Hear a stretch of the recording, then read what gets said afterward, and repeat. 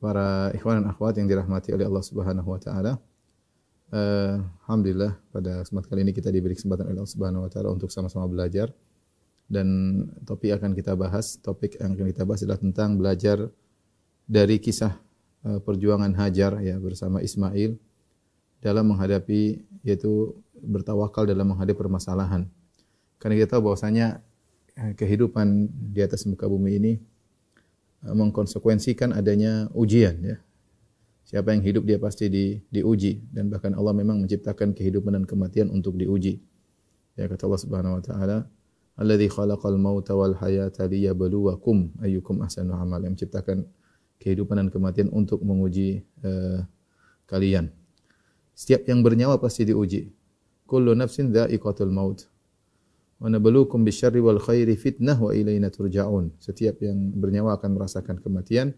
Wa nabluukum bisyarri wal khairi fitnah, dan kami menguji kalian dengan kesulitan, dengan kemudahan. Wa ilaina turja'un, dan kepada kamilah kalian akan dikembalikan. Untuk Allah minta pertanggungjawaban tentang bagaimana kalian menghadapi ujian tersebut. Jadi sudah hal yang pasti bahwasanya kita akan diuji dengan berbagai macam ujian-ujian, baik harta maupun kekurangan harta maupun kehilangan jiwa orang-orang yang dicintai.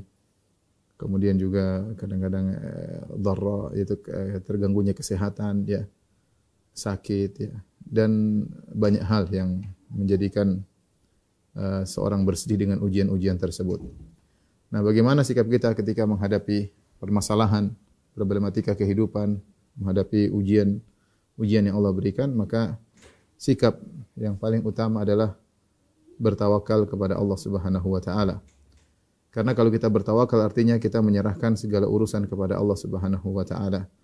Wa may yatawakkal 'ala Allahi fa huwa hasbuh. Siapa yang bertawakal kepada Allah, maka cukuplah Allah baginya. Dan itu yang diajarkan oleh Nabi kita Nabi Muhammad sallallahu alaihi wasallam dalam segala gerak-gerik perjalanan kehidupan beliau senantiasa bertawakal kepada Allah Subhanahu wa taala. Bahkan beliau berkata, "Ya Hayyu ya Qayyum bi rahmatika astaghits fa aslih li sya'ni kullah wa la takilni ila nafsi tarfata ain." Ya Allah, dengan rahmat-Mu lah ya, aku mohon pertolongan-Mu. Ya, fa aslih li sya'ni kullah, perbaikilah segala urusanku. Wa la takilni ila nafsi tarfata ain, dan janganlah kau biarkan aku bertawakal kepada diriku meskipun sekejap mata. Yaitu jadikanlah diriku senantiasa menyerahkan urusan hanya kepada Engkau. Lihatlah Nabi sallallahu alaihi wasallam mengajarkan kita untuk bertawakal dalam segala hal ya. Makanya kita dapati Nabi sallallahu alaihi wasallam keluar rumah bertawakal. Bismillahi tawakkaltu 'ala Allahi la haula wala quwwata illa billah. Sampai mau tidur Rasulullah sallallahu alaihi wasallam bertawakal. Subhanakallahumma rabbi bika wada'tu jambi wa bika arfa'u. Inna amsakta nafsi faghfir laha wa in arsaltaha fahfath ma tahfaz bihi ibadaka salihin. Ya Allah, dengan Engkau lah aku meletakkan lambungku, dengan Engkau lah aku mengangkat lambungku. Tawakal kepada Allah. Di dalam doa tidur yang lain, wa fawwadtu amri ilaik. Aku serahkan urusanku kepada Engkau ya Allah ya. Dan demikianlah. Dan kita semakin dituntut lebih bertawakal lagi ketika kita menghadapi ujian dari Allah Subhanahu wa taala. Yang itu pasti menerpa siapa saja tanpa pandang bulu. Nah, kita pada kesempatan kali ini akan belajar dari sikap tawakal yang tinggi yang dicontohkan oleh ibu kita, yaitu Hajar ya. Ibunda Hajar yang sangat mulia, yang mengajarkan bagaimana bertawakal kepada Allah Subhanahu wa taala, yang tawakal yang benar ya. Yang kisah ini Allah singgung dalam Al-Qur'an, itu tentang sa'i antara Safa dan Marwah. Kata Allah Subhanahu wa taala, "Inna Safa wal marwata min sya'airillah." Sungguhnya bersa'i dari Safa ke Marwah adalah salah satu dari syiar-syiar Allah Subhanahu wa taala. Ya, bagaimana disyariatkannya sa'i tersebut? Tidak lain karena kisah Hajar yang pergi dari Safa ke Marwah, Marwah ke Safa, yang Nabi sallallahu alaihi wasallam ketika menceritakan kisah ini, Nabi sallallahu alaihi wasallam berkata, "Wa dzalika sa'yun nasil yaum." Dan itulah kenapa orang sekarang bersa'i dari Safa dan Marwah. Kisahnya ma'ruf ya, kita akan sampaikan secara singkat sebagaimana diriwayatkan oleh Ibnu Abbas radhiyallahu anhuma dalam Sahih Al-Bukhari tentang kisah Hajar sampai akhirnya melakukan sa'i. Nabi mengatakan awwalun nasi ittakhadha mintaqan Ummu Ismail atau Hajar. Yang pertama kali mengambil mintak. Mintak itu adalah kain yang diikat di pinggang. Adalah Hajar litu'affiya atharoha ala Sarah. Dia ingin pergi, maka dia biarkan kain yang terjulur di depan dia untuk menutupi bekas kakinya agar tidak dikejar oleh Sarah. Kenapa Hajar dikejar oleh Sarah? Sebagaimana ma'ruf disebutkan bahwasanya Sarah cemburu kepada Hajar. Ya, ketika Nabi Ibrahim alaihissalam menikah dengan Sarah puluhan tahun dan akhirnya tidak punya anak, kemudian Sarah punya pembantu Hajar yang merupakan hadiah dari seorang raja Mesir, fa akhdamaha Hajar, yang Hajar adalah pembantu yang dihadiahkan raja Mesir kepada Sarah. Kemudian Sarah kasihan melihat suaminya yang menikah sudah lama tidak punya anak, maka dia seorang wanita salehah, maka dia berikanlah pembantunya kepada suaminya dengan harapan punya anak dari Hajar. Dan subhanallah, ternyata benar, Ibrahim menikahi Hajar dan akhirnya punya anak Ismail. Dan ketika Ibrahim punya anak Ismail melalui Hajar, akhirnya Sarah pun cemburu pada madunya. Padahal dia yang menyuruh suaminya untuk berbuat baik kepada suaminya dengan memberi pembantunya kepada suaminya. Namun ketika madunya memiliki sesuatu yang dia tidak miliki, maka beliau pun cemburu. Padahal Sarah adalah wanita yang sangat salehah. Namun kondisi menjadikan beliau cemburu. Akhirnya dalam sebagian riwayat disebut oleh Ibnu Hajar dan yang lainnya bahwasanya beliau sampai marahnya bersumpah untuk melukai Hajar 3 di bagian tempat tubuhnya. Ya. Akhirnya disitulah Allah memerintahkan Hajar untuk pergi ditemani oleh Ibrahim. Intinya ini hanya sebab Allah punya kehendak lain, menghendaki agar Ismail tinggal di Hijaz, di Mekah, di Jazirah Arab. Ya, tapi demikianlah skenario yang Allah buat, ya. Di mana Hajar akhirnya harus pergi sambil mengambil mintak, mengambil ikatan kain di pinggangnya sehingga bekas kain tadi menutup jejak kakinya. Kemudian dia pun pergi. Mungkin dia sudah pergi jauh, akhirnya Ibrahim alaihissalam diperintahkan oleh Allah untuk mengantar Hajar. Inilah mulai ujian dihadapi oleh Hajar. Berangkatlah Ibrahim menemani Hajar dari negeri Syam ke Mekah. Ya, jaraknya kira-kira sampai 1.200 kilo, ya cukup jauh, sampai 1.200 kiloan. Maka dia pun pergi mengantar Hajar, tentu dengan penuh kesedihan, ya, sambil membawa putranya yang masih kecil Ismail. Kemudian sampailah tiba di kota Mekah, maka Ibrahim pun meletakkan anak istrinya di sebuah lembah yang tidak ada apa-apa di situ, lembah yang gersang, tidak ada tumbuhan. Kemudian Nabi Ibrahim alaihissalam memberikan bekal cuma 2 kantong, 1 kantong isinya korma, 1 kantong isinya air putih, ya. Kemudian Ibrahim balik belakang menuju ke negeri Syam. Hanya demikian, ya, sudah perjalanan jauh, kemudian dia harus balik. Ketika dia balik, maka dikejarlah oleh istrinya Hajar. Tentu Hajar heran, ya, melihat kondisi suaminya yang dia tahu bagaimana sayangnya suaminya, seorang nabi yang mulia. Bagaimana mungkin seorang suami meninggalkan istrinya di tempat yang seperti ini? Maka kemudian dia berkata kepada suaminya, "Ya Ibrahim, atatrukuna bihadzal wadi alladhi laisa fihi ins wala syai'?" Wahai Ibrahim, apakah engkau meninggalkan kami, meninggalkan istrimu dan putramu yang masih kecil, putra satu-satunya, di lembah yang seperti ini, tidak ada manusia sama, tidak ada apa-apa, tidak ada air minum, tidak ada buah-buahan, tidak ada makanan, tidak ada hewan, tidak ada apa di sini, tidak ada sesuatu pun. Ibrahim alaihissalam tidak menjawab, dia terus melangkahkan kakinya. Hajar terus mengejar Ibrahim. Ibrahim menghadap ke utara, ya, tidak balik muka dan jalan terus. Hajar mengulangi lagi, "Ya Ibrahim, atatrukuna bihadzal wadi alladhi laisa fihi insun wala syai'?" Wahai Ibrahim, kau tinggalkan kami kah di sini? Suatu lembah yang tidak ada apa-apa di sini, tidak ada manusia dan tidak ada apapun. Ibrahim tidak peduli. Sampai Hajar mengulangi berulang-ulang. Sampai terakhir baru Hajar kemudian bertanya dengan pertanyaan yang lebih jelas. Kata Hajar, Allahu amaraka bihadza. Wahai Ibrahim, apakah Allah yang merintahkan engkau melakukan ini? Kata Ibrahim, na'am. Ya. Jadi perkaranya bukan Ibrahim bawa Hajar jauh-jauh untuk menyenangkan hati Sarah, bukan. Perkaranya karena dia diperintah oleh Allah Subhanahu wa taala. Sarah cemburu kepada Hajar salah satu sebab aja. Allah punya rencana lain agar di Mekah kemudian jadi tempat pusat agama sedunia. Ya. Ini sekedar skenario Allah Subhanahu wa taala. Yang jelas Allah yang perintah. Makanya Hajar ketika lihat suaminya melakukan tindakan yang tidak wajar, bagaimana meninggalkan anak istrinya di tempat yang gersang seperti ini, maka Hajar berkata, Allahu amaraka bihadza. Apakah Allah yang merintahkan engkau? Naam, kata Ibrahim, iya. Baru Hajar kemudian berkata, perhatikan, ini kata-kata kunci yang menyelamatkan banyak orang dari permasalahan. Jika dia bertakwa kepada Allah, kata Hajar, idzan la yudayyi'una. Kalau Allah perintahkan engkau meletakkan kami di sini, kalau gitu Allah tidak akan menyia-nyiakan kami. Allah tidak akan meninggalkan kami.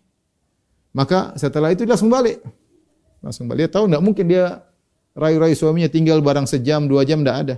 Ini perintah Allah. Dia tahu bagaimana sikap suaminya yang taat kepada Allah. Apapun Allah perintahkan pasti jalan. Siapa yang ragu Ibrahim sangat sayang kepada Hajar? Tidak ada yang ragu. Siapa yang ragu Ibrahim sangat sayang kepada putranya yang sangat dia cintai, Ismail, putra satu-satunya yang dia nantikan kelahirannya puluhan tahun. Ya. Kelahirannya puluhan tahun, kemudian begitu lahir harus ditaruh di tempat yang jauh, dibuang. Kalau bahasa kita dibuang di tempat yang sangat jauh. Kalau bukan perintah Allah, tentu dia tidak akan melakukannya. Tapi ini perintah Allah Subhanahu wa taala. Ya, maka Hajar pun balik. Sudah dia tidak bisa berbuat apa-apa perintah Allah. Ibrahim jalan terus. Sampai ketika dia tiba di suatu saniyah. Saniyah itu tempat yang agak tinggi. Haitsu la yarawnahu, tatkala Hajar tidak melihat dia lagi, maka dia balik. Maka dia balik menghadap selatan, menghadap ke arah tempat yang akan dibangunkan Ka'bah. Kemudian dia mengangkat kedua tangannya, tsumma yad'u biha ula'i al-kalimat. Kemudian dia berdoa dengan doa-doa yang Allah abadikan dalam surat Ibrahim. Wa idz qala Ibrahim rabbi ja'al hadzal balada amina wa junubni wa bani an a'budal asnam rabbi innahunna adlalna katsiran minan nas faman tabi'ani fa innahu minni wa man 'asani fa innaka ghafurur rahim. Rabbana inni askantu min dzurriyyati biwadin ghairi dzi zar'in inda baitikal muharram rabbana liyuqimus shalah dan seterusnya. Dia berdoa, ya Rabbku, jadikanlah negeri-negeri yang aman dan jauhkanlah aku dan keturunanku dari menyembah berhala. Ya Rabbku, sungguhnya berhala-berhala telah menyesatkan banyak manusia. Barang siapa yang ikut kepadaku, maka dia bagian dariku. Dan barang siapa yang membangkang kepadaku, sungguhnya engkau maha pengampun lagi maha penyayang. Rabbku, sungguhnya aku meletakkan anakku di sini, ya, di sebuah lembah yang tidak ada tumbuhan, ya, untuk menegakkan salat. Faj'al afidatan minan nasi tahwi ilaihim, jadikanlah hati-hati manusia condong kepada mereka, warzuqhum minas thamarati la'allahum yashkurun, berilah mereka, ya, berbuah-buahan agar mereka bersyukur. Sampai Nabi Ibrahim berkata, Rabbi ja'alni muqimas sholati min dzurriyyati rabbana wa taqabbal du'a. Ya Rabbku, jadikanlah aku dan keturunanku sebagai penegak salat. Kemudian Ibrahim pergi meninggalkan lokasi tersebut, ya. Apa yang terjadi dengan Hajar dan Ismail? Ya. Tidak mungkin dia mau telepon suaminya, tidak mungkin dia mau kontak suaminya, apalagi jarak jauh, ya, dari Mekah ke negeri Syam 1.200-1.300 kilo. Tidak ada sarana transportasi, sarana komunikasi, tidak seperti sekarang, ya. Maka ketika Hajar ditinggal, maka dia pun makan dari korma yang merupakan bekal yang ditinggalkan oleh Ibrahim alaihissalam. Dia minum dari air yang ditinggalkan bekal sampai akhirnya airnya habis, kormanya habis. Dari korma tersebut dia menyusui anaknya. Ketika kormanya habis, air habis, maka air susu pun berhenti. Ketika air susu berhenti, maka dia tidak bisa lagi menyusui putranya. Ketika putranya tidak mendapatkan asupan air susu ibu, maka dia pun menggeliat kesakitan, menangis, menggeliat Ismail, menggeliat. Hajar tidak kuasa melihat putranya. Ya, bagaimana seorang ibu melihat anaknya nangis dan dia tidak bisa berbuat apa-apa? Tidak ada makanan, mau disuapin apa? Enggak ada. Isinya pasir melulu semuanya. Semuanya tanah pasir, gersang. Mau kasih apa? Enggak ada apa-apa. Tapi dia tidak putus asa. Dia punya kata kunci, idzan la yudayyi'una. Allah tidak akan tinggalkan kita kalau kita bertakwa kepada Allah. Maka Hajar pun berusaha, ikhtiar. Kalau bahasa kita ikhtiar. Maka dia pun pergi ke tempat terdekat agak tinggi, yaitu Bukit Sofa. Maka dia naik di atas Bukit Sofa tersebut. Kemudian melihat ke kanan, ke kiri, ke depan, ke belakang. Apakah ada orang dia bisa minta tolong? Ternyata tidak ada. Maka kemudian dia pun turun. Ketika sampai di daerah yang agak landai, diangkat sedikit roknya supaya dia bisa berlari. Kemudian dia sampai ke Bukit Marwa. Sampai di Marwa dia lihat ke atas, ke kanan, ke belakang, ke kiri. Lihat manusia tidak ada sama sekali. Kemudian dia pun turun lagi. Terus sampai ke sofa. Ketika lewat tempat landai dia berlari. Kemudian naik di sofa. Berulang kali. Sofa Marwa, sampai ketiga yang ketujuh di Marwah. Maka tiba-tiba dia mendengar suara. Fatasamma'at, maka dia pun berusaha mendengar. Dia mengatakan, "Sohin, diam kamu wahai Hajar. Dengar suara itu, kamu diam." Dia berusaha konsentrasi diam, ada suara. Dia bilang, "Qad asma'ta, kau sudah mendengarkan suaramu kepadaku. In kana indaka giwath, kalau kau punya pertolongan, tolonglah kami." Tiba-tiba malaikat Jibril datang. Malaikat Jibril datang ke arah Ismail yang sedang menggeliat menangis. Maka fadaraba bi aqibihi aw bi janahihi, maka malaikat Jibril pun mukul dengan tumitnya atau dengan sayapnya ke tanah, maka keluarlah air Zamzam, keluarlah air. Air yafur, keluar air. Ketika Hajar melihat air tersebut, dia khawatir ya, ini air enggak tahu keluar sampai kapan. Khawatir meluber habis, keluar ke tanah kemudian habis, ya dia enggak bisa minum. Akhirnya mulailah dia faja'ala tuhawwidhuhu, maka dia pun membuat bendungan air tersebut supaya tidak meluber. Dia buat bendungan sampai air tersebut berhenti. Nabi SAW ketika menceritakan ini, Nabi komentar, Nabi SAW berkata, rahimallahu umma Ismail, law tarakat Zamzam lakana ainan ma'inan. Semoga Allah merahmati Ummu Ismail. Seandainya dia biarkan Zamzam akan menjadi sungai atau mata air yang mengalir, akan menjadi mata air yang mengalir. Kemudian Ismail hidup dan tumbuh berkembang sampai akhirnya menjadi seorang nabi, kemudian berdakwah di Hijaz. Yang ingin kita sampaikan di sini cuma sepenggal kisah ini aja, karena kisah Ismail dan Ibrahim panjang lebar ya. Kita ingin sampai pada titik bagaimana lihatlah Hajar ketika menghadapi permasalahan yang sangat pelik ya. Permasalahan bukan permasalahan yang ringan. Ditinggal oleh suami dengan jarak 1.200 kilo, 1.300 kilo, tidak ada kontak. Kemudian di tengah-tengah suasana tidak ada manusia sama sekali, di suatu tempat yang kering, tidak ada makanan, tidak ada minuman, tidak ada buah-buahan, anaknya menangis-nangis ya. Tetapi dia yakin bahwasanya Allah tidak akan meninggalkannya. Maka yang kita lihat bagaimana ikhtiarnya Hajar. Dia naik ke atas bukit dan dia berusaha. Dia tidak pasrah. Ya Allah, Engkau Tuhanku, aku sudah di sini, aku nurut sama suami. Gimana lagi Allah? Enggak, dia berusaha, dia ikhtiar. Jadi ini namanya tawakal yang benar. Tawakal adalah menyerahkan diri kepada Allah Subhanahu wa taala, menyerahkan hati kepada Allah, tapi sambil ikhtiar. Maka dia pergi ke Bukit Safa dan bukan cuma sekali 2 kali, sampai 7 kali. Sampai 7 kali. Sampai 7 kali. Ketika sudah yang ke-7, ya mungkin anaknya semakin nangis, semakin teriak ya Ismail. Dia sampai tidak berani melihat anaknya, dia tidak berani melihat anaknya ya, karena takut hatinya enggak kuat melihat tangisan anaknya. Ya, kita enggak tahu apa yang berkecamuk dalam hati Hajar. Tapi dia yakin bahwasanya Allah tidak akan meninggalkannya. Kalau bicara tentang sebab, semua sebab sudah tertutup. Semua pintu sudah tertutup. Namun pintu langit tidak pernah tertutup. Maka tetap berusaha, tetap ikhtiar sambil menggantungkan hatinya kepada Allah Subhanahu wa taala. Akhirnya datang pertolongan. Nah, inilah bolak-baliknya Hajar sampai 7 kali. Kata Nabi sallallahu alaihi wasallam, "Dzalika sa'yun nasil yaum." Itulah kenapa orang-orang bersa'i sekarang. Nah, ini yang kita ingin pelajaran kalau kita sedang melakukan umrah atau haji, kita bersa'i. Kita ingat bahwasanya ya Allah tempat memohon pertolongan. Allah tempat bertawakal. Dan tawakal yang benar adalah bagaimana seorang berikhtiar. Seorang yang berikhtiar. Dan inilah tawakal yang diajarkan oleh syariat. Dan terlalu banyak dalil akan hal ini baik dalam Al-Qur'an maupun dalam sunnah-sunnah Nabi sallallahu alaihi wasallam. Yang namanya tawakal adalah menggabungkan antara menggantungkan hati kepada Allah dengan ikhtiar. Di antara dalil akan hal ini misalnya dalam Al-Qur'an, Allah sebutkan tentang kisah Maryam, bagaimana Maryam bertawakal ketika dia menghadapi kondisi yang sangat sulit. Maryam, kita tahu dia adalah anaknya Imran dan dia seorang wanita yang solehah dan dia telah mengabdikan dirinya untuk beribadah kepada Allah Subhanahu wa taala. Maka dia mengambil tempat yang jauh untuk bisa beribadah, fokus ibadah kepada Allah Subhanahu wa taala. Tahu-tahu dia diuji dengan Allah mengutus Jibril alaihissalam, kemudian meniupkan ruh ya dalam rahim Maryam sehingga dia menjadi wanita yang mengandung. Dan ini sangat berat. Bagaimana dia yang dikenal oleh masyarakat ketika itu Bani Israel mengenal dia sebagai wanita yang soleha dan dia menjauhkan diri, mengasingkan diri untuk beribadah, ternyata pulang-pulang perutnya besar. Tentu orang-orang akan menuduh dia dengan tuduhan yang tidak baik dengan mengatakan kamu ini ternyata selama ini katanya ibadah ternyata berzina. Apa kata dunia ya? Ini ujian yang berat bagi seorang yang soleha yang dikenal sebagai orang soleha, ternyata dia hamil dan tidak mungkin dia bisa jelaskan. Percuma dia menjelaskan, orang tidak akan terima.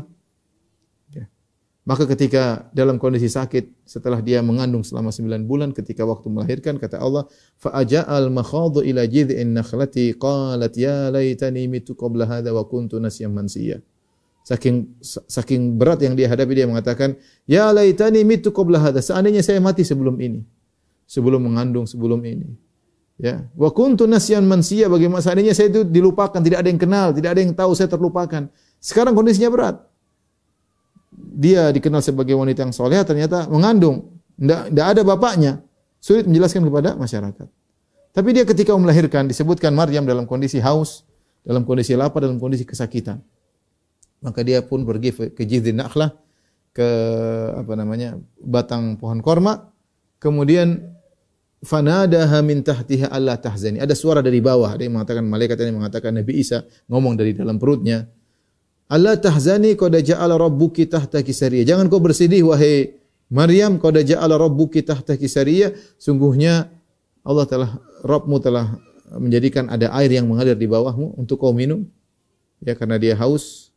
Kemudian dia lapar dan mau melahirkan, kata Allah atau kata sang anak, wa huzi ilaiki bi jid'in nakhlati tusaqit alayki rutaban janiyya. Maka hendaknya kau goyang itu pohon batang korma, niscaya akan jatuh rutab-rutab. Ini yang jadi perhatian kita, bagaimana Allah mengajarkan kepada Maryam untuk berikhtiar. Kalau tawakal jangan tanya, Maryam seorang ahli ibadah. Tawakalnya jelas, maksudnya dia serahkan hatinya kepada Allah. Tapi dia, Allah meskipun akan menolong dia, tapi Allah menyuruh dia untuk apa? Untuk berusaha, ya, di antaranya dengan berusaha menggoyang pohon korma. Dan kita tahu kalau dia berusaha menggoyang pohon korma tidak akan bisa goyang pohon korma besar dan dia dalam kondisi sakit mau melahirkan, gimana mau goyang pohon? Kita laki-laki saja mau goyang pohon enggak bisa. Kalau goyang dari atas ataupun dari bawah enggak mungkin. Maryam terduduk di situ. Bagaimana cara dia menggoyang pohon? Tapi Allah suruh goyang. Supaya apa? Supaya belajar bahwasanya namanya akibat itu butuh sebab, butuh ikhtiar. Allah telah menurunkan sunnatullah, ada sebab dan akibat. Maka akhirnya dia goyang, maka turunlah, jatuhlah rutab-rutab dan dimakan oleh Maryam ya. Intinya Allah menyuruh Maryam untuk berikhtiar ya. Demikian juga seperti kisah yang Allah sebutkan tentang Nabi Yakub alaihissalam ketika menyuruh anak-anaknya untuk mencari Yusuf yang hilang. Dia mengatakan, ya baniya la tadkhulu min babi wahid wa dkhulu min abwabi mutafarriqah wa ma ughni ankum min Allahi min syai' inil hukmu illa lillah alaihi tawakkaltu wa alaihi falyatawakkal mutawakkilun. Kata Yakub, wahai putra-putraku, kalau kalian masuk kota Mesir jangan masuk dari satu pintu, tapi dari berbagai macam pintu. Ini ikhtiar. Karena kalau kalian masuk satu pintu dengan tubuh besar-besar, pakaian yang berbeda dari penduduk situ, kalian akan terkena ain. Atau kalian akan diganggu oleh orang jahat. Maka masuklah kalian di pintu yang macam-macam. Tapi apa kata Yakub? Wa ma ughni ankum minallahi syai'. Ini sekedar ikhtiar, usaha. Tapi saya tidak bisa membantu kalian sama sekali. Alaihi tawakkaltu, hukum cuma milik Allah, inil hukmu illa lillah. Hukum keputusan hanya milik Allah. Alaihi tawakkaltu, aku bertawakal. Wa alaihi falyatawakkal mutawakkilun. Orang bertawakal hanya bertawakal kepada Allah. Tapi ikhtiar tetap dikerjakan. Ikhtiar tetap dikerjakan. Inilah ikhwan yang dirahmati Allah Subhanahu wa taala, ikhtiar dengan menggantungkan hati kepada Allah ini sangat dibutuhkan ketika kita menghadapi permasalahan. Ya. Dua-duanya kita kumpulkan. Bagaimana kita menyandarkan hati dan bagaimana kita berikhtiar. Ada dua kelompok yang salah dalam hal ini, kelompok yang hanya menyandarkan hatinya kepada Allah Subhanahu wa taala tidak berikhtiar. Atau sebaliknya kelompok yang hanya berikhtiar, berusaha tidak menyandarkan hatinya kepada Allah. Dua-duanya kelompok yang salah. Hanya menyandarkan hati kepada Allah, tenang aja, tidak bisa. Ada hukum, namanya hukum sebab akibat. Yang Allah bikin hukum tersebut. Seorang berusaha menjalankan hukum tersebut. Ya. Bukan dia hanya menyenangkan hati kemudian dia tenang. Ada masalah dia hadapi. Kalau kita lagi nggak punya, misalnya nggak punya ekonomi lagi turun, ya kita kerja. Jangan kita bilang saya di masjid aja nanti datang rezeki. Enggak, itu salah. Itu namanya kamu tidak berikhtiar. Ikhtiar itu kamu berusaha sambil hati disandarkan kepada Allah. Itu ikhtiar yang benar. Ya. Makanya Nabi SAW mengatakan, "Lau annakum tatawakkaluna 'ala Allahi haqqa tawakkuli la razaqakum kama yarzuqut tayr." Kalau kalian bertawakal dengan benar bertawakal, maka Allah akan rezeki kepada kalian sebagaimana Allah beri rezeki kepada burung. Lihatlah burung. Taqdu khimasan wa taruhu bitana. Burung pergi di pagi hari dalam kondisi perut kosong, balik dalam kondisi perut kenyang. Jadi burung yang hanya mungkin punya insting dan tidak berakal seperti manusia, tapi dia bertawakal. Dia bertawakal dan dia berusaha. Ya, dia berusaha terbang ke sana kemari cari makan, tapi hatinya bersandar kepada Allah Subhanahu wa taala. Makanya di antara hadis Nabi SAW, Nabi pernah mengatakan ada orang-orang masuk surga, yadkhulul jannah aqwamun afidatuhum mithlu afidatit tayr. Kata Nabi SAW, sungguh masuk surga ada sekelompok orang yang hati mereka seperti hati burung. Di antara tafsirannya yaitu mereka bertawakal seperti burung bertawakal. Tapi lihat bagaimana tawakalnya burung. Tawakalnya burung cuma diam di pohon tidak kemana-mana. Jadi burung santai nanti datang makanan sendiri, enggak, dia terbang. Dari pagi-pagi sudah terbang. Kadang kita subuh-subuh keluar ke masjid, dia sudah banyak burung berkicau satu dengan yang lainnya. Sudah aktif. Mungkin dia sudah sholat malam. Sudah aktif. Kita baru bangun mau jalan ke masjid ngantuk-ngantuk. Burungnya sudah semangat. Ya, subuh sudah, kemudian dia terbang dengan jarak yang jauh bisa puluhan kilo untuk mencari nafkah buat anak-anaknya. Dia tidak berakal seperti manusia, tapi instingnya mengajarkan untuk bertawakal, sandarkan hati kepada Allah dengan usaha. Usaha hewan-hewan saja bertawakal dengan ikhtiar. Nah, di antara kesalahan sebagian kelompok manusia hanya menyandarkan hati kepada Allah, tidak berusaha. Tidak berusaha. Ini di antara hal yang kita tidak disuruh demikian. Kita disuruh menggabungkan berikhtiar dengan menyandarkan hati kepada Allah Subhanahu wa ta'ala. Contoh seperti kasus COVID yang kita lihat sekarang ini. Sebagian orang menganggap enggak usah pedulikan COVID. Bahkan sebagian mereka mengatakan, mana COVID? Kita ke situ, kita ke COVID. Kita mau ke corona, subhanallah. Ini tidak apa ya?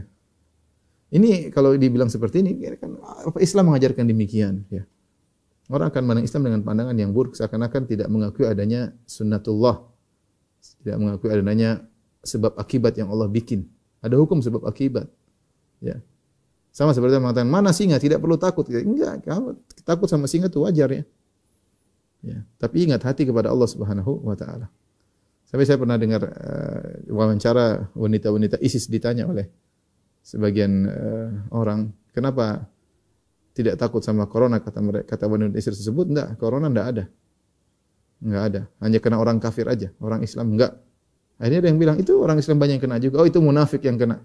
Itu munafik yang kena. Jadi dia punya setelan otak sendiri, sehingga hanya menyandarkan kepada Allah, ya, dan tidak demikian, bukan demikian, ya, bukan demikian cara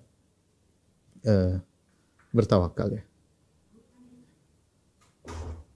Jadi seorang berikhtiar. Rasulullah mengajarkan ikhtiar, ya. Kalau ada penyakit menular maka jangan ke situ. Yuradu al-mumsi alal mumrid. Janganlah onta yang sehat dibawa kepada onta yang sakit. Ini namanya usaha, ya. Kalau ada suatu kampung jangan ke situ, yang sudah itu jangan keluar. Rasulullah ngajarin social distance, Rasulullah ngajarin tentang lockdown, semuanya diajarin. Islam agama yang sangat logis. Islam agama yang sangat logis, ya. Artinya seorang berikhtiar, serahkan kepada Allah. Jadi jangan hanya serahkan hati kepada Allah tanpa berikhtiar. Nabi SAW adalah sayyidul mutawakkilin, orang yang paling bertawakal, tapi beliau berikhtiar. Dalam segala hal beliau berikhtiar. Lihat bagaimana dalam waktu beliau berhijrah. Ikhtiar tidak? Ikhtiarnya luar biasa. Nabi SAW sampai sembunyi di Jabal Thawr, sampai 3 hari 3 malam, ikhtiar. Sampai agak menjauh, harusnya ke Madinah itu ke arah utara, dia malah ke selatan dulu selama 3 hari. Sampai beliau menyewa penunjuk jalan yang kafir, Abdullah bin Uraiqid, ya. Sampai beliau melewati jalan pesisir pantai yang beliau juga tidak tahu jalannya, harus ada penunjuk jalan. Semua ini ikhtiar semuanya. Semua ikhtiar, ya. Bukan cuma diam kemudian sampai ke Mekah, kata sebagian orang, Allahu Akbar sampai ke Mekah, enggak. Salat di Mekah sebagainya. Nabi SAW berusaha. Lihat bagaimana kalau perang Uhud, lihat bagaimana ikhtiar Nabi SAW. Nabi punya mata-mata. Nabi ada yang kirim berita kepada Nabi ya, bahwasanya orang musyrikin akan menyerang. Nabi SAW kemudian musyawarah. Ini kan ikhtiar semua. Musyawarah. Jangan santai aja mau di sini, enggak, tenang aja ada Allah. Enggak, Nabi musyawarah dengan para sahabat, gimana kita mau keluar atau di kota Madinah bertahan. Kemudian Nabi SAW pakai baju perang, bahkan baju perang 2 dir'ain. Tidak biasanya pakai 1 dir'ah, 1 baju lapis perang, 2 lapis perang. Nabi pakai helm ya. Nabi pasang strategi sallallahu alaihi wasallam bagaimana caranya. Semua ikhtiar. Dia dalam perang Khandaq ketika Nabi tahu musuh 10.000 orang, pasukan kaum muslimin cuma 2.000, secara kalau hadap-hadapan enggak logis. Maka Nabi bikin Khandaq. Khandaq dengan panjang sekitar 4 kilo, lebar lubang sekitar 4 meter, dalamnya sekitar 4 meter dengan panjang berkilo-kilo. Supaya apa? Supaya kuda tidak bisa lewat, kuda musuh. Ini semua ikhtiar. Kalau sekarang orang mau punya anak, gimana? Tenang, kalau Allah mau kasih anak, saya tidak nikah pun bisa. Gimana caranya? Ya, kalau mau punya anak ya nikah, berhubungan, nanti bisa punya anak dengan izin Allah. Yang nikah aja pada enggak punya anak, apalagi kemudian tenang kita tawakal sama Allah. Enggak, Allah punya sebab dan akibat. Allah punya sebab, hukum sebab dan akibat. Sampai sebenarnya Allah mengatakan lihat hukum sebab akibat ketika Allah berbicara tentang Ashabul Kahfi. Kata Allah Subhanahu wa taala, "Wa tahsabuhum aiqadan wa hum ruqud wa nuqallibum dzatal yamin wa dzatal shimal." Kau lihat mereka, kau sangka mereka Ashabul Kahfi yang tidur 309 tahun, kau sangka mereka dalam kondisi terjaga, padahal mereka tidur. Wa nuqallibuhum dzatal yamini wa dzatal shimal. Kami bolak-balikkan badan mereka. Kata sebagian ulama, mengapa? Karena kalau mereka dibiarkan tidak bergerak-gerak, tidur pulas, khawatir darah mereka tergumpal, khawatir mereka tertutup dengan tanah. Tapi kalau mereka bolak-balik, enggak. Padahal Allah mampu buat mereka selamat tanpa harus bolak-balik. Tapi ada hukum sebab akibat yang Allah jalankan. Dibolak-balik. Ya.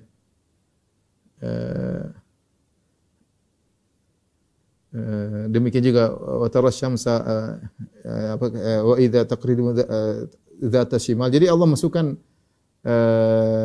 matahari, cahaya matahari ke dalam mereka, sebagian cahaya matahari untuk Allah menjelaskan untuk menjaga kelembaban, untuk menjaga macam-macam. Jadi intinya sebab akibat berjalan. Ya, tadi Allah suruh Maryam untuk menggoyangkan. Yakub menyuruh anak-anaknya untuk ikhtiar. Nah, jadi ada sekelompok yang mereka hanya bersandar kepada Allah, lupa untuk ikhtiar. Tapi ini sekelompok kecil. Kelompok kecil. Kebanyakan tidak demikian ya. Kesalahan yang kedua, kelompok yang justru sebaliknya, benar-benar fokus kepada ikhtiar dalam bahasa kita sebab lupa untuk bertawakal kepada Allah, dan ini lebih banyak daripada yang pertama. Semuanya hanya terpaku kepada usaha ya. Kalau bukan ke dokter ini enggak bisa sembuh, kalau bukan karena obat ini tidak bisa sembuh, kalau tidak begini maka tidak akan selamat. Selalu begitu ya. Selalu begitu. Lupa, kalau bukan karena si fulan saya tidak bisa kerja, kalau bukan karena bos saya tidak dapat rizki. Dia lupa kepada Allah. Bosnya Allah yang mengatur itu semua, yang memudahkan dia untuk bisa sembuh, bisa menghadapi permasalahan, bisa bertemu dengan orang baik, bisa bekerja di perusahaan tersebut, bisa ketemu dengan bos yang baik, bisa ketemu dengan tamu yang baik. Itu semua Allah yang bikin. Tapi sebagian orang justru fokusnya kepada materi. Dia lupa dengan sebab untuk bergantung kepada Allah Subhanahu wa taala. Untuk bergantung kepada Allah Subhanahu wa taala. Ya. Seperti kita cerita tentang masalah corona. Corona ini sebagian orang fokus kepada pengobatan secara materi. Benar, itu bagus, namanya ikhtiar, tapi jangan lupa sandarkan diri kepada Allah Subhanahu wa taala. Kita menghadapi corona dengan berikhtiar, tapi hati kepada Allah. Tidak ada yang mengangkat penyakit ini kecuali Allah Subhanahu wa taala. Tidak ada yang bisa menjagaku kecuali Allah Subhanahu wa taala. Tidak ada yang bisa menyelamatkan aku kecuali Allah Subhanahu wa taala. Itu harus ada. Jadi hati terus connecting kepada Allah Subhanahu wa taala. Kalaupun terkena, qul la yusibana illa ma kataballahu lana. Kalau terkena ya sudah, ini sudah takdir Allah Subhanahu wa taala. Ada hikmah di balik ini. Tapi hati senantiasa kepada Allah Subhanahu wa taala. Ini adapun cuma terfokus pada materi sebab materi, maka ini kesalahan. Nah, ikhwan dan akhwat yang dalam hati Allah Subhanahu, kita kembali. Hajar ketika menghadapi permasalahan yang pelik, ya, maka Hajar bertawakal. Ikhtiar sambil menggantungkan hati dengan berkata, "Idzan la yudayyi'una." Allah tidak akan meninggalkan kami. Nah, bagaimana kita bisa menghadirkan perasaan dalam diri kita? Allah tidak akan meninggalkan kita. Ini tidak gampang. Tidak gampang seorang menggantungkan hatinya kepada Allah dalam permasalahan. Makanya perkara kedua yang harus diperhatikan agar kita benar-benar bertawakal kepada Allah, mau tidak mau kita harus bertakwa. Karena tawakal berbanding lurus dengan ketakwaan. Orang tidak bertakwa, sulit dia untuk bertawakal. Sulit. Dia tidak bisa menipu hatinya. Hati ini tidak bisa kita kontrol, sulit. Saya mau gantungkan tapi tetap aja gemetar, tetap aja ketakutan, tetap aja was-was. Kenapa dia tidak bisa menipu hatinya? Ya, hatinya sudah mau diapain? Ya. Oleh karenanya seorang kalau ingin bisa menghadapi permasalahan agar tawakalnya tinggi, maka dia harus mendekatkan diri kepada Allah Subhanahu wa ta'ala. Kalau mendekatkan diri kepada Allah, maka Allah akan mudahkan urusannya. Maka contoh yang saya sering sampaikan juga, bagaimana Allah memberikan contoh suatu permasalahan yang paling pelik yang dihadapi oleh seorang dalam kehidupan itu permasalahan cerai. Ya, Allah sampai turunkan surat khusus tentang masalah cerai, ya. Ya ayuhan nabi idza talaqtumun nisaa fatalliquhunna li'iddatihinna wa ahsul iddah wattaqullaha rabbakum la tukhrijuhunna min buyutihinna wa la yakhrujuna illa ya'tina fahishatin mubayyinah wa tilka hududullah wa may yata'adda hududallah faqad dzalama nafsahu la tadri la Allah yuhdithu ba'da dzalika amra fa idza balagna ajalahunna famsikuhunna bima'rufin aw fariquhunna bima'ruf wa ashidu dzawi adli minkum wa aqimus syahadata lillah dzalikum yu'adzu bihi man kana yu'minu billahi wal yawmil akhir. Wa may yattaqillaha yaj'al lahu makhraja wa yarzuqhu min haitsu la yahtasib wa may yatawakkal 'ala Allahi fa huwa hasbuh. Innallaha balighu amri qad ja'ala likulli syai'in qadra. Kata Allah Subhanahu wa taala, wahai orang beriman, wahai nabi, wahai orang beriman, jika kalian menceraikan istri kalian, maka ceraikanlah sesuai dengan aturannya. Wattaqullaha rabbakum, bertakwalah kepada Allah dalam menceraikan. Jangan usir istri-istri kalian dan jangan mereka juga keluar rumah mereka kecuali mereka melakukan perbuatan yang keji. Inilah aturan-aturan Allah. Barang siapa yang melampauinya maka dia telah menzalimi dirinya. Ya. Kemudian kata Allah Subhanahu wa taala, kalau kalian tahan mereka rujuk dengan yang baik, kalau kalian ceraikan maka dengan ceraikan yang baik. Demikianlah nasihat yang Allah berikan, dzalikum yu'adzu bihi, bagi siapa? Man kana yu'minu billahi wal yawmil akhir, yang beriman kepada Allah hari akhir. Wa may yattaqillaha yaj'al lahu makhraja. Barang siapa yang bertakwa kepada Allah, Allah akan berikan solusi. Wa yarzuquhu min haitsu la yahtasib, dan Allah akan berikan dia rezeki yang tidak sangka-sangka. Wa may yatawakkal 'ala Allahi fa huwa hasbuh. Barang siapa bertawakal maka cukuplah Allah baginya. Lihat di sini Allah gandengan dengan takwa, antara takwa dengan tawakal. Tidak mungkin orang bertawakal kalau takwanya enggak benar. Enggak mungkin, dia pasti suudzon sama Allah. Dia bagian bertawakal, dia dosa-dosanya, dia melakukan, tidak bisa, dia susah bertawakal. Orang bertawakal dia harus serahkan kepada Allah dengan bertakwa. Kalau tidak bertakwa tidak bisa, sulit. Sulit. Dia hanya ngomong saya bertawakal tapi sulit.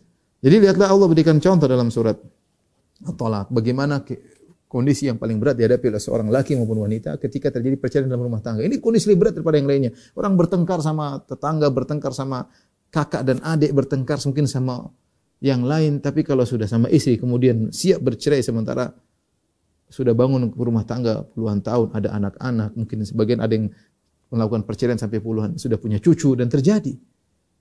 Cerai padahal sudah punya cucu, ya. Ini adalah perkara yang sangat berat. Nah, bagaimana menghadapi masalah ini? Allah cuma suruh bilang, wattaqullaha rabbakum, bertakwa. Wa may yatawakkal 'ala Allahi fa huwa hasbuh. Wa may yattaqillaha yaj'al lahu makhraja. Siapa yang bertakwa Allah kasih solusi. Dan Allah berikan rezeki yang tidak sangka-sangka. Wa may yatawakkal 'ala Allahi fa huwa hasbuh. Siapa yang bertawakal maka Allah cukup baginya. Lihatlah kondisi sekarang, kebanyakan orang bercerai tidak ada solusi. Pertikaian yang berkelanjutan antara bekas suami bekas istri. Jadi korban anak-anak. Kesian betapa banyak janda-janda yang akibat perceraian yang tidak diperdulikan. Ya, betapa banyak suami yang sudah menceraikan akhirnya juga kehidupan kacau. Anak-anak ini tinggal kacau semua. Aib terbongkar kemana-mana. Kenapa? Karena keduanya ketika menghadapi permasalahan tidak bertakwa. Allah sudah jelaskan ini perkara paling pelik. Kalau kamu bertakwa pasti ada solusinya, pasti. Bukan cuma itu, Allah kasih rizki dari arah yang kau tidak sangka-sangka. Allah bilang, ini dalam kasus perceraian. Allah mengatakan, siapa bertawakal Allah cukup baginya.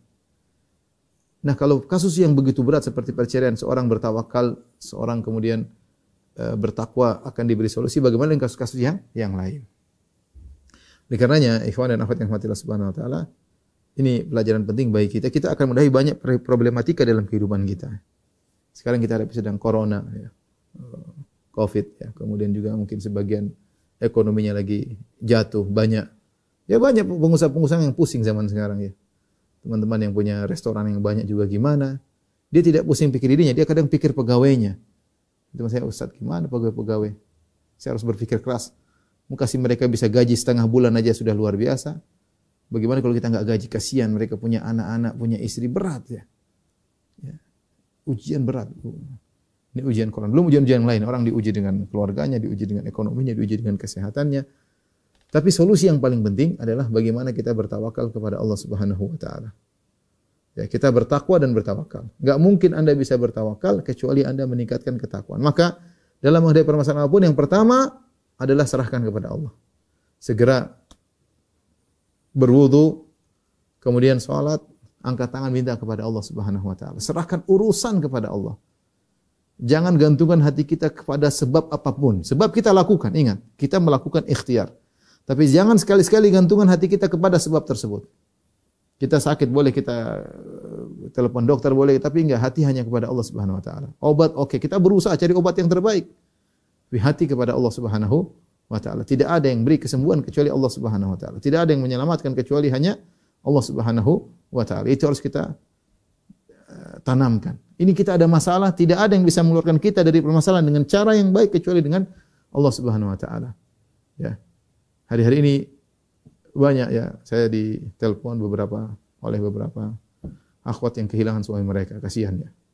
Saya cuma bilang kepada mereka, bertakwa kepada Allah. Akan ada solusi. Ditinggal oleh suami dalam kondisi sulit, anak-anak banyak misalnya ya. Tidak ada simpanan misalnya. Mereka bilang bertakwa kepada Allah. Enggak ada solusi. Mau harap siapa? Bertakwa kepada Allah, mulai dari bertakwa, bertawakal kepada Allah, nanti Allah kasih jalan. Cepat atau lambat. Ya. Jadi dimulai dari takwa dan bersandar. Lihatlah Ummu Ismail Hajar. Bagaimana Hajar sendirian, tidak ada siapapun, tidak ada tumbuhan, tidak ada manusia, tidak ada yang bisa dihubungi. Di tengah lembah yang gersang, ya. Orang terdekat saja jauh, Ibrahim jauh darinya. Tapi apakah tidak ada solusinya? Ada solusi. Ya, Allah kirim solusi dari arah yang tidak diduga-duga.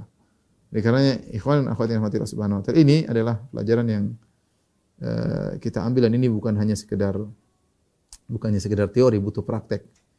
Terakhir saya ingin sampaikan kepada rekan-rekan sekalian, bagaimana sih cara menumbuhkan kita tawakal kepada Allah, dan ini bukan suatu ilmu yang teoritis doang, tapi dia harus praktek.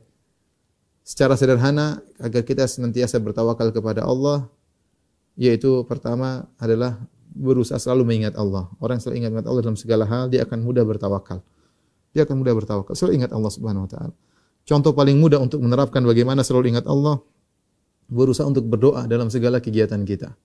Ya, kita keluar rumah berdoa, masuk rumah berdoa, masuk pasar berdoa, masuk masjid berdoa, keluar masjid berdoa, masuk WC berdoa, keluar toilet berdoa, mau berhubungan dengan suami atau istri berdoa, mau makan berdoa, habis makan berdoa. Demikian ketika sakit kita berdoa, ketika terjaga di tengah malam kita berzikir kepada Allah Subhanahu wa taala. Jangan lupa zikir pagi petang ya. Kalau Anda senantiasa berzikir dan berdoa, berarti Anda bertawakal. Karena ketika kita berdoa berarti apa? Kita menyerahkan urusan kepada Allah Subhanahu wa taala. Minimal ikhwan dan akhwat, kalau kita lupa dengan doa-doa tersebut, minimal kita bilang bismillah. Itu apa? Ya Allah, aku serahkan ini dengan nama Engkau, aku melakukannya.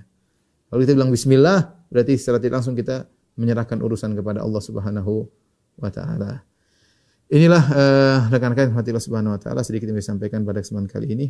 Kita ini masih kurang takwa, masih kurang tawakal kita masih rendah. Kita masih sering terpukau dengan sebab-sebab duniawi, lupa menggantungkan hati kepada Rabbul Alamin. Banyak masalah yang tidak tuntas karena kita kurang takwa, kurang tawakal. Ya, kita mencari solusi hanya sebab-sebab duniawi, lupa bahwasanya solusi akhirat lebih hebat daripada solusi duniawi. Semoga dengan sedikit yang sampaikan ini kita sama-sama bisa belajar bertawakal kepada Allah. Demikian apa yang saya sampaikan, kurang lebih saya mohon maaf. Wabillahi taufiq wal hidayah. Assalamualaikum warahmatullahi wabarakatuh.